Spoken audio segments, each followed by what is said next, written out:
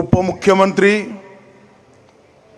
श्रीमान हर्षभाई संघवी અને આજ નમોત્સવને માણવા માટે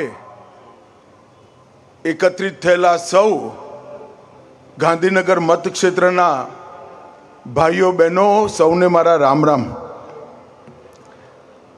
મિત્રો, આજે એક કલાત્મક પ્રસ્તુતિના માધ્યમથી એક એવા જીવનનું આપણી સામે ખૂબ બારીકી સાથે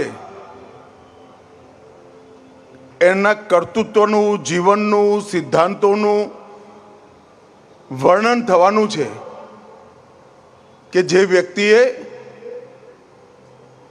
કેવળ 11 વર્ષમાં 140 કરોડની ભારતની જનતામાં 2047માં ભારત વિશ્વમાં સૌથી પ્રથમ હશે એવો વિશ્વાસ ભરવાનું વાત કરી છે।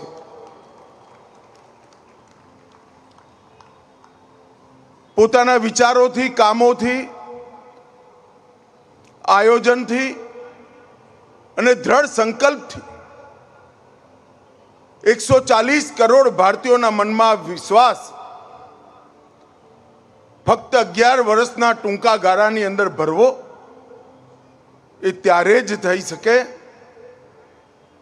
જ્યારે એ વ્યક્તિએ બાકીનું આખું જીવન આ માર્ગ પ્રશસ્ત કરવામાં, આ માર્ગ ઘડવામાં ચિંતન કર્યું હોય,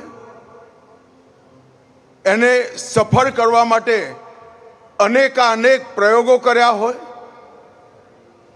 અને દેશભરની અંદર એ વિચાર સાથે સહમત એવા હજારો લાખો લોકોની ટીમ બનાવી અને વ્યક્તિત્વનું નામ એટલે આપણા આજના પ્રધાનમંત્રી, એક પ્રકારથી સંસ્કાર ધામના પ્રણેતા અને ગુજરાતીઓ કહી શકે આપણા પોતાના જ એવા નરેન્દ્ર મોદીના જીવન પર આ નમોત્સવની રચનાનો વિચાર। જ્યારે નરેન્દ્રભાઈ પોતાના જીવનના 75મા વર્ષના પડાવ પર પહોંચ્યા ત્યારે દેશ અને દુનિયાના અનેક લોકોએ અનેક પ્રકારના સુઝાવો આપ્યા હતા કે અદ્ભુત વ્યક્તિત્વ, અદ્ભુત જીવન અને જીવનની અદ્ભુત યાત્રા લોકો સુધી કઈ રીતે પહોંચે।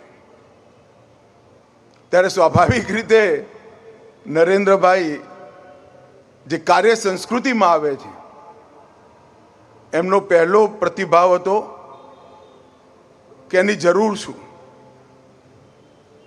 પછી અનેક લોકોએ એમને વાત કરી કે કેટલાક જીવન કામ કરતા કરતા કરતા એવા થાય જેની પર વ્યક્તિ, સંસ્થા અને વિચારની માલિકી નથી હોતી। એ જીવન પ્રેરણા સ્ત્રોત બનવા માટે સર્જાયેલા હોય છે અને અનેક લોકોની પ્રેરણા બનવા માટે આનો એક પ્રકારથી લોકો સુધી પહોંચાડવાનો પ્રયાસ કરવો જોઈએ। અને આજે આ નમોત્સવ એના પરિપાક રૂપે આજે આપણે સૌ લોકોની સામે અહીંયા આપણે સાથે બેસીને માણવાના છે। સતત 3 દિવસ સુધી અહીંયા સમાજ જીવનના અલગ અલગ ક્ષેત્રના વિશેષજ્ઞો, લોકો, આગેવાનો આવશે ને નમોત્સવને માણશે।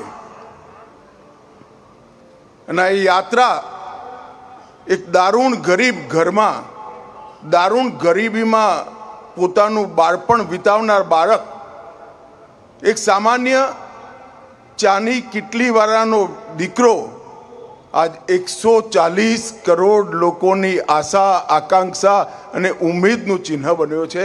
એની યાત્રાની આ વાર્તા છે।